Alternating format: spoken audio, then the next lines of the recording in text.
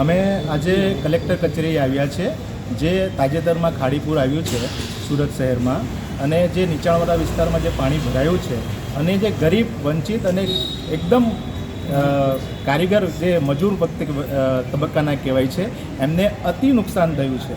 અને જે ખાડીપુરના કારણે લોકોનું ઇલેક્ટ્રોનિક વસ્તુ હોય કે ગાડી જેવી વસ્તુ હોય કે ઘર વખરી હોય, એ મોટા પ્રમાણમાં નુકસાન થયું છે. કેટલાક લોકોનો જીવ તક ચાલ્યો ગયો છે. તો પ્રશાસને એની પર ખાસ કરીને ધ્યાન આપવું જોઈએ, કારણ કે જે મોન્સૂનની જે પ્રક્રિયા કરવાની હોય આગળથી, એ પ્રક્રિયા એકદમ કાગળ પર જ થઈ એવું લાગે છે. પ્રેક્ટિકલી કઈ વસ્તુ થયું જ નથી એવું અમને જણાય આવેલ છે. એટલે બહુજન સમાજ પાર્ટી તરફથી આજે અમે કલેક્ટર સાહેબને આવેદન આપવા આવ્યા છે કે ગરીબ લોકો માટે શું કરે છે સરકાર, ગરીબ લોકો માટે શું કરે છે. ખાલી ફક્ત કાગળ પર જ લખીને આપી દઈએ છે અમે આ કામ કર્યું છે, પ્રી મોન્સૂનના નામે ફક્ત કાગળ પર જ છે, પ્રેક્ટિકલ છે જ નથી. અગર પ્રેક્ટિકલ હોતે તો આજે ગરીબ લોકોને જે તારાજી થઈ છે એ થવી જ નહીં જોઈતી હતી.